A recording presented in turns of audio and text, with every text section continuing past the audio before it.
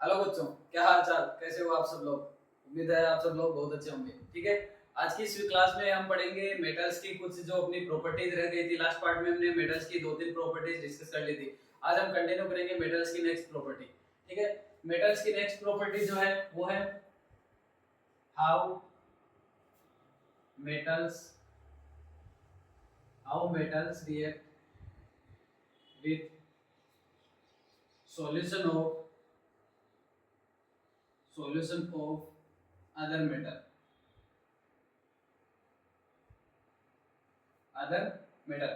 Metal जो है, धातुएं जो है वो दूसरे मेटल के जो सॉल्यूशन होता है उसके साथ कैसे रिएक्ट करती है, ये हम डिस्कस करेंगे। देखो एग्जांपल, देखो डायरेक्ट एग्जांपल डिस्कस करते हैं। लाइक जेड एन रिएक्ट करेगा कॉपर सल्फेट के साथ।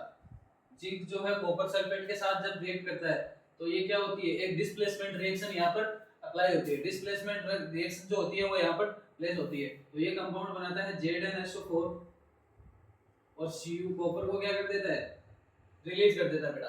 तो ये क्या है, एक डिस्प्लेसमेंट रिएक्शन है। When metal react with solution of other metal then a displacement reaction take place and a more reactive metal replace a less reactive metal from its solution. Here Zn is zinc is a more reactive metal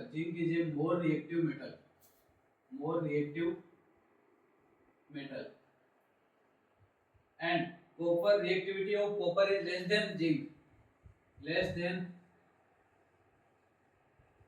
zinc. Okay, then zinc is replacing copper zinc is replacing copper from its solution and performing the compound ZnSO4 plus ZnSO4 and Cu. Other example, Fe plus CuSO4. When Fe ferrous reacting with copper sulfate, then it will perform FeSO4 and releasing copper. It will perform ferrous sulfate and release the copper. Okay, here ferrous replacing copper from its solution. Okay, next Zn reacting with KCl. Then here no reaction because the reactivity of potassium is greater than the reactivity of zinc. यहाँ पर जो potassium chloride है, इसमें जो potassium है mix, उस potassium की जो रिएक्टिविटी है वो क्रियाशीलता है जो वो जिंक से ज्यादा है, इसलिए जिंक इसको इसके सॉल्यूशन से रिप्लेस नहीं कर पाएगा। when how metals react with solution of other metal, when a metal react with solution of other metal it will replace a less reactive metal from its solution. Here a displacement reaction take place and here Zn replacing copper from its solution because reactivity of Zn is higher than copper. And here ferrous replacing copper from its solution because reactivity of ferrous is greater than copper.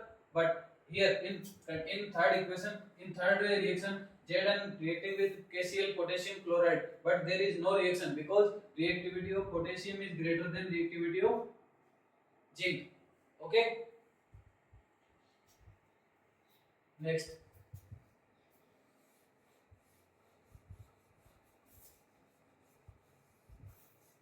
अब हम discuss करते हैं बेटा reactivity series. अपनी जो reactivity series अभी हमने discuss किया है कि लेस रिएक्टिव, मोर रिएक्टिव, ये क्या होते हैं, कैसे इनकी रिएक्टिविटी। जैसे जिंक जो था वो पोटेशियम क्लोराइड के साथ रिएक्शन नहीं कर रहा है बट कॉपर सल्फेट के साथ रिएक्शन कर रहा है, ये क्या है ना। तो हम पढ़ते हैं reactivity series.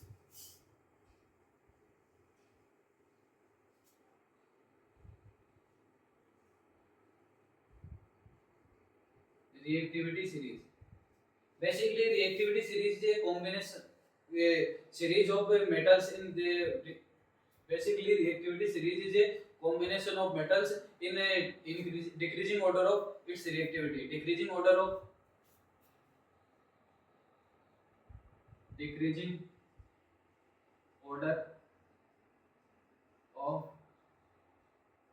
reactivity of metals।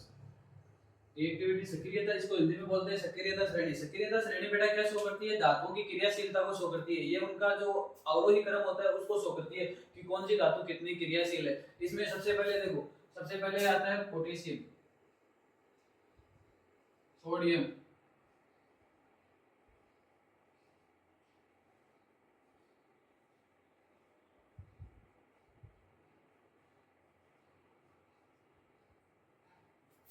Hydrogen, copper,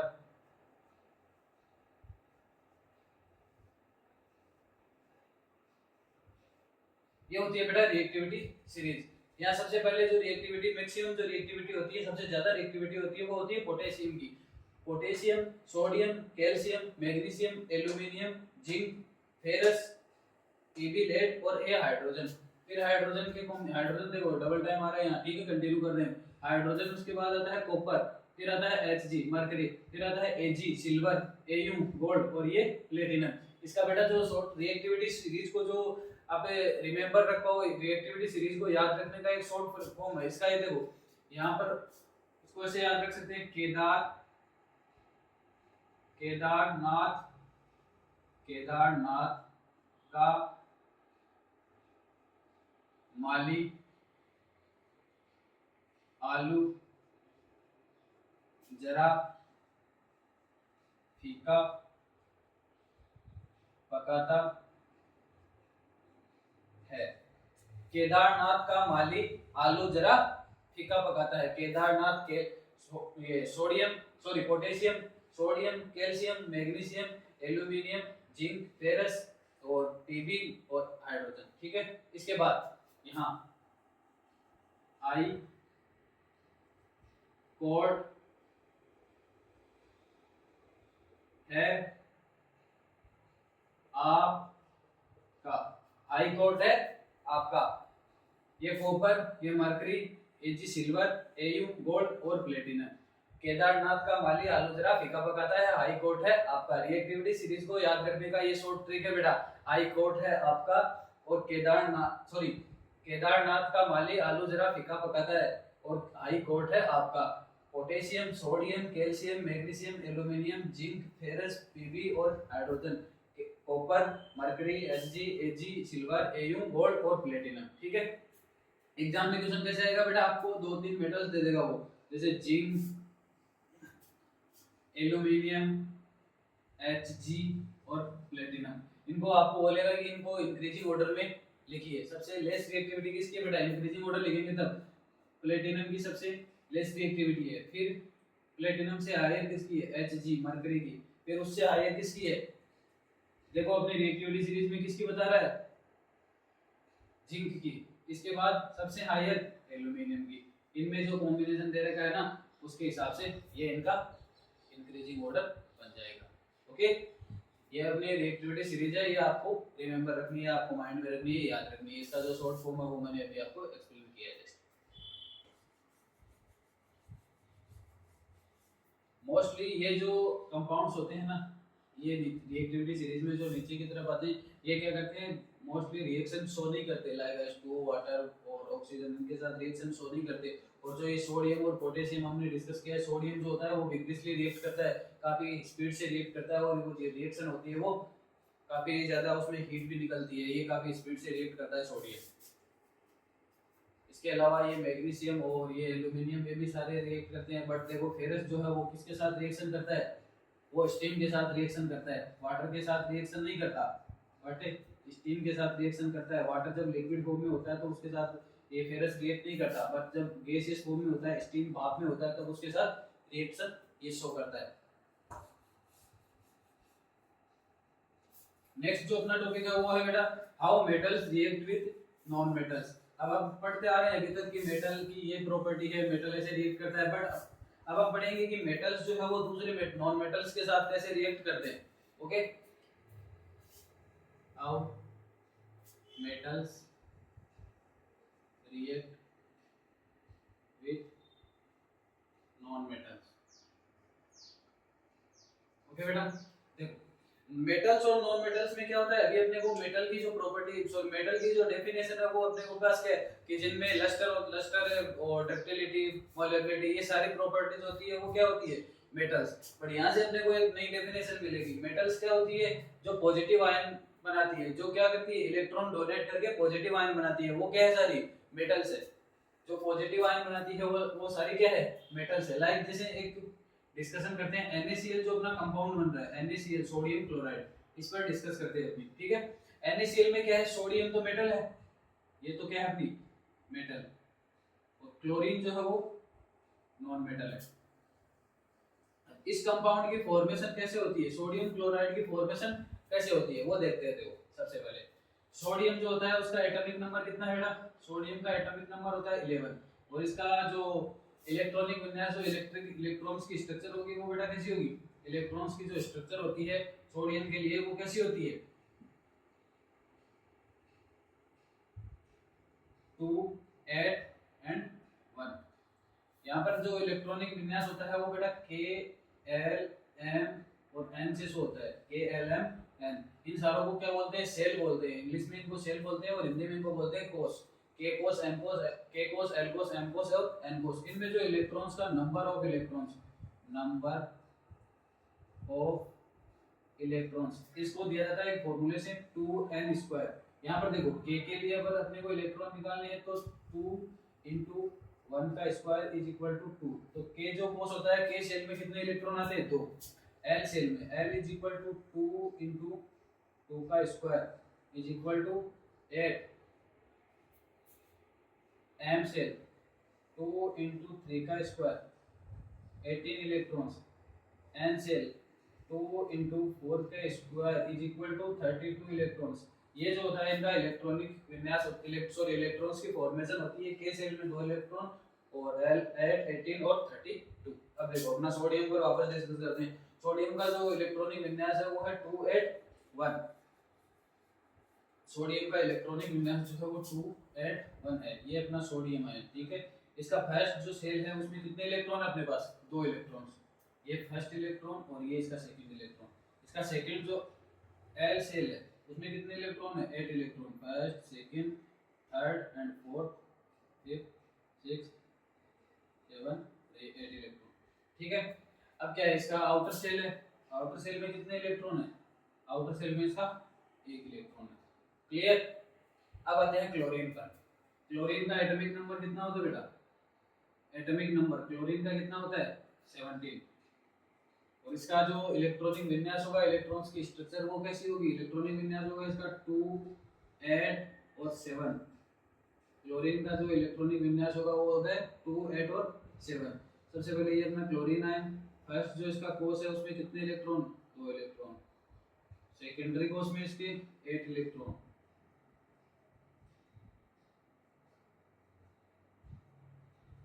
last outer cell में इसके कितने इलेक्ट्रॉन है बेटा, 7 इलेक्ट्रॉन।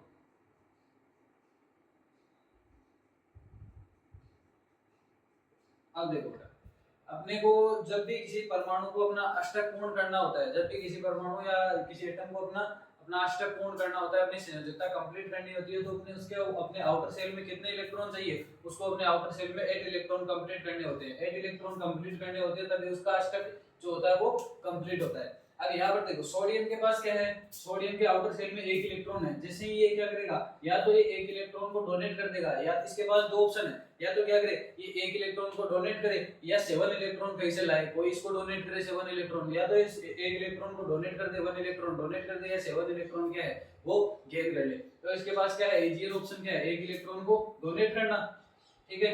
इधर देखो क्लोरीन, क्लोरीन के पास क्या है, आउटर सेल में कितने इलेक्ट्रॉन है, 7 इलेक्ट्रॉन है, 7 इलेक्ट्रॉन है, तो इसके पास भी सेम ऑप्शन है दो, या तो ये क्या करे 7 इलेक्ट्रॉन को डोनेट करे या 1 इलेक्ट्रॉन गेन करे। तो ये 7 इलेक्ट्रॉन को डोनेट करने से बेटर है इसका ये 1 इलेक्ट्रॉन गेन कर लेगा। अब देखो इधर इसमें क्या हो रहा है, सोडियम 1 इलेक्ट्रॉन डोनेट कर देगा अपना, तो सोडियम का आउटर सेल जो है वो खाली हो जाएगा, पूरा हट जाएगा ये आउटर सेल, और इसका जो आउटर सेल बचेगा ये वाला हट जाएगा, और आउटर सेल जो बच रहा है वो इसका पूरा क्या है, कंप्लीट है।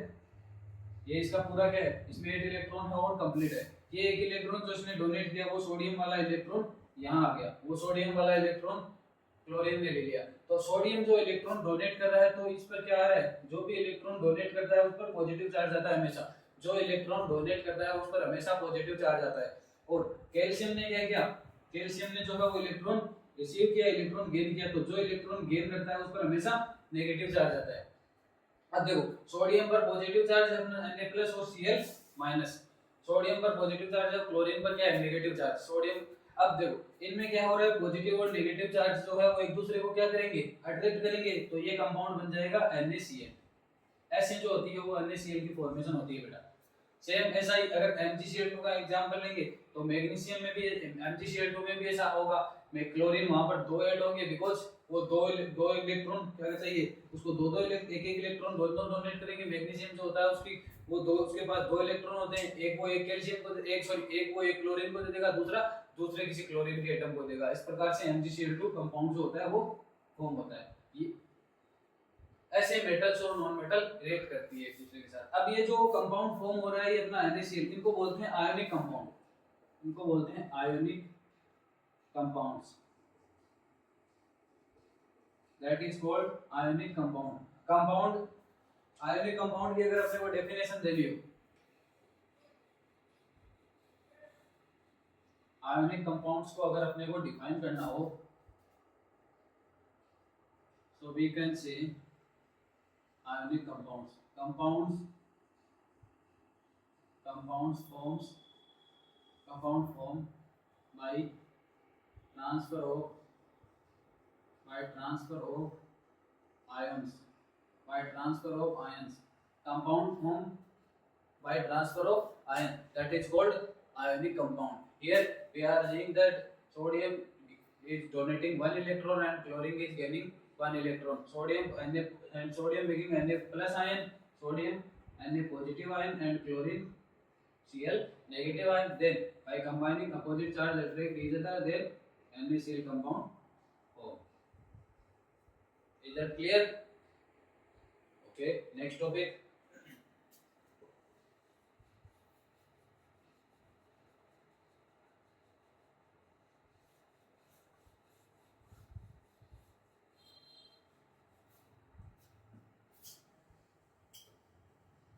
Properties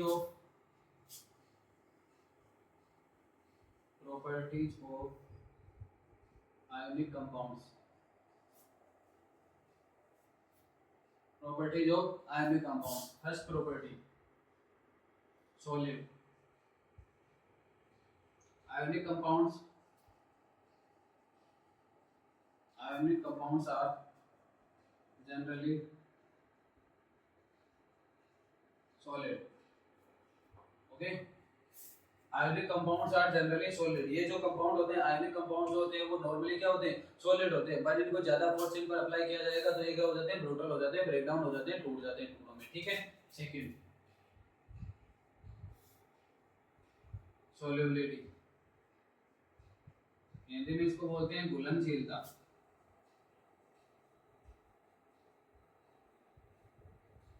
soluble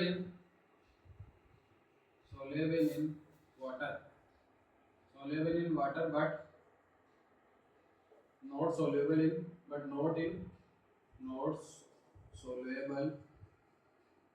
in petrol, kerosene, etc. Third property, high boiling and melting point. High boiling and melting point. Fourth property, conduction of electricity.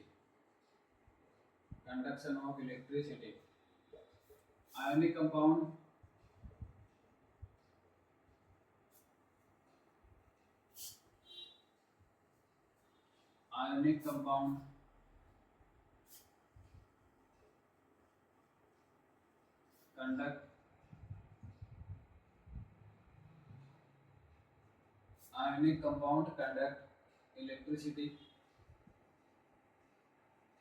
Ionic compound conduct electricity in molten form.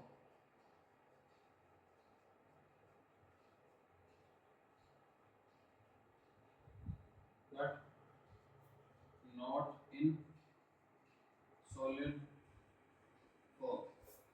Yes. Properties of ionic compounds. First property, ionic compounds are generally solid. Ionic compound क्या होते हैं, normally क्या होते हैं, generally ये क्या होते हैं, ठोस होते हैं, बट अगर इनको ज्यादा फोर्स अप्लाई किया जाएगा तो ये क्या होते हैं, ब्रेक डाउन हो जाते हैं। सेकंड प्रॉपर्टी सोल्युबिलिटी, घुलनशीलता। Ionic compounds are soluble in water but not in kerosene and petrol. Ionic compound जो होते हैं वो पानी में घुलनशील है, बट पेट्रोल और केरोसिन में अघुलनशील है। Third property high boiling and high melting point. Ionic compounds का जो बॉइलिंग और मेल्टिंग पॉइंट होता है, गलनांक और क्वथनांक जो होता है वो क्या होता है बेटा, हाईयर होता है। Fourth property conduction of electricity. Ionic compound conduct electricity in Merton form. Ionic compound conduct electricity in Merton form but not in solid form. Ionic compounds क्या होते हैं बेटा, जब इनको क्या किया जाता है, इनको मेल्टन फॉर्म में लाया जाता है, पिघलाया जाता है, तो ये क्या करते हैं, इलेक्ट्रिसिटी का प्रवाह इनमें किया जा सकता है, बट ये सॉलिड फॉर्म में इलेक्ट्रिसिटी का प्रवाह नहीं करते। ये आयोनिक कंपाउंड्स की जो प्रॉपर्टीज है, अपने पास तीन चार प्रॉपर्टीज है। Ionic compounds form by transfer of ions. First property solid and second property solubility, घुलनशीलता। third property high melting and high boiling point। fourth property conduction of electricity। Okay बेटा, इसके बाद अपना जो टॉपिक है वो है metals, extraction of metals and purifying of metals, refining of metals.